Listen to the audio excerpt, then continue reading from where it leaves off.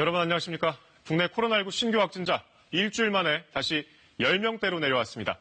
오늘 신규 확진자는 19명, 해외 유입 사례 10명, 지역 발생 사례가 9명입니다.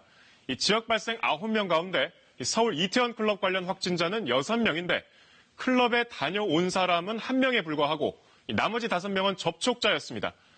이태원 클럽과 관련해 하루 신규 확진자가 한때 29명까지 늘어나면서 대구 신천지 사례와 같은 대규모 지역사회 감염 우려도 나왔죠. 하지만 11일을 기점으로 확진자 증가세는 감소 추세를 이어왔고 오늘은 한 자릿수로 일단 안정된 것으로 보입니다. 다만 이태원 클럽에서 시작된 집단 감염으로 인해 4차 전파가 처음 확인된 점은 우려스러운 대목입니다. 서울 도봉구 동전 노래방이 연결고리가 돼서 감염이 확산된 건데 오늘 9시 뉴스는 이 4차 감염이 어떤 경로로 발생했는지 의미는 무엇인지부터 짚어보겠습니다. 김용준 기자입니다.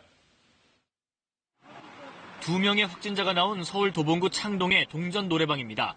이곳이 4차 전파의 주 경로였습니다. 4차 감염자는 어제 확진 판정을 받은 서울구치소 직원입니다. 최초 이태원 클럽 방문 후 확진된 20대 남성이 도봉구에 사는 남성과 접촉했고 이 남성도 확진돼 2차 감염이 발생했습니다. 이후 2차 감염자가 이 동전 노래방에 갔는데 이때 구치소 직원의 친구도 노래방을 찾았다 3차 감염된 것으로 방역당국은 파악했습니다. 이후 구치소 직원은 3차 감염자와 경남 창원에 결혼식장에 들른 뒤 함께 숙박했고 본인까지 확진되면서 4차 감염으로 이어진 겁니다. 이렇게 이태원 클럽발 첫 4차 감염 사례가 나왔고 이태원 클럽과 관련해 5만 6천여 명 넘게 검사를 받았지만 다행히 폭발적인 발생이 나타나지는 않고 있는 모양새입니다. 다만 진단검사를 대폭 확대하였음에도 하루 발생하는 환자 수는 30명 이내에서 나타나고 있어 급격한 지역 내 확산 추이는 나타나지 않고 있습니다. 방역당국은 이렇게 어렵게 끄고 있는 이태원발 확산 불씨를 잡기 위해선 이번 주말이 고비라고 거듭 강조했습니다. 특히 밀폐되고 사람들이 밀집한 다중이용시설의 이용이나 모임을 자제해달라고 당부했습니다. 전문가들도 코로나19는 우리 사회에 오랜 기간 남아있을 가능성이 높다며 이번 기회에 우리의 대응체계 자체를 완전히 바꿔야 한다고 강조했습니다.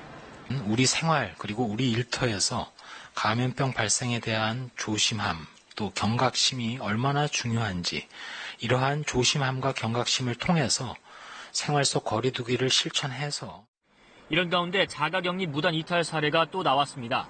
병원 진료를 받는다며 격리 장소를 이탈한 경기 의정부 사례와 마찬가지로 격리 장소를 벗어나 서울 동작구에서 산책을 한 사람입니다. 방역당국은 이태원 클럽발 집단 감염으로 자가격리자가 늘고 있다며 위반자에 대해선 고발과 함께 안심밴드 착용도 검토할 예정입니다. KBS 뉴스 김용준입니다.